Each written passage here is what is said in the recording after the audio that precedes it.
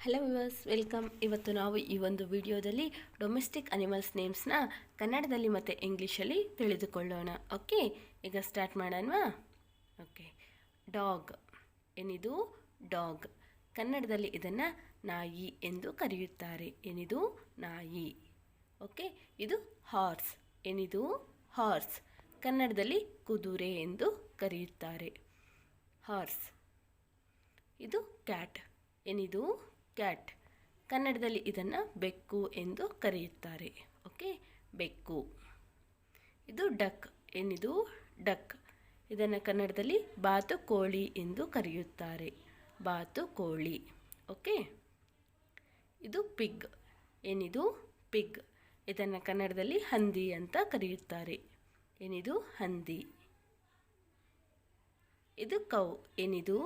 Cow. ಇದನ್ನು ಕನ್ನಡದಲ್ಲಿ ಹಸು ಎಂದು ಕರೆಯುತ್ತಾರೆ. ಏನಿದು? ಹಸು.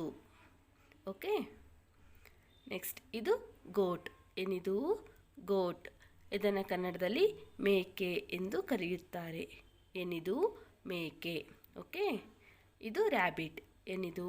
ರ್ಯಾಬಿಟ್. ಕನ್ನಡದಲ್ಲಿ ಇದನ್ನು ಮೊಲ ಎಂದು ಕರೆಯುತ್ತಾರೆ. ಓಕೆ, ಇದು ಪ್ಯಾರೆಟ್. ಏನಿದು?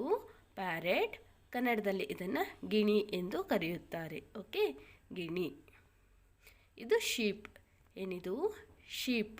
ಇದನ್ನು ಕನ್ನಡದಲ್ಲಿ ಕುರಿ ಎಂದು ಕರೆಯುತ್ತಾರೆ. ಓಕೆ, ಕುರಿ. ಇದು ಹೆನ್. ಏನಿದು? ಹೆನ್. ಕನ್ನಡದಲ್ಲಿ ಇದನ್ನು ಕೋಳಿ ಎಂದು ಕರೆಯುತ್ತಾರೆ. ಏನಿದು? ಕೋಳಿ. ಇದು ಆಕ್ಸ್. ಏನಿದು? ಆಕ್ಸ್. ಇದನ್ನು ಕನ್ನಡದಲ್ಲಿ ಎತ್ತು ಎಂದು ಕರೆಯುತ್ತಾರೆ. ಏನಿದು? ಎತ್ತು. ಇದು ಬಫೆಲೋ. ಏನಿದು? ಬಫೆಲೋ. ಕನ್ನಡದಲ್ಲಿ ಇದನ್ನು ಎಮ್ಮೆ ಎಂದು ಕರೆಯುತ್ತಾರೆ. ಏನಿದು? ಎಮ್ಮೆ. ಓಕೆ, ಇದು ಡಾಂಕಿ. ಏನಿದು? ಡಾಂಕಿ. ಕನ್ನಡದಲ್ಲಿ ಇದನ್ನು ಕತ್ತೆ ಎಂದು ಕರೆಯುತ್ತಾರೆ. ಏನಿದು? ಕತ್ತೆ. ಇದು ಕ್ಯಾಮೆಲ್. ಏನಿದು? ಕ್ಯಾಮೆಲ್. ಕನ್ನಡದಲ್ಲಿ ಇದನ್ನು ಒಂಟೆ ಎಂದು ಕರೆಯುತ್ತಾರೆ. ಏನಿದು? ಒಂಟೆ. Okay, thank you for watching the video. Please like and subscribe ಮಾಡ್ಕೊಳ್ಳಿ. Thank you.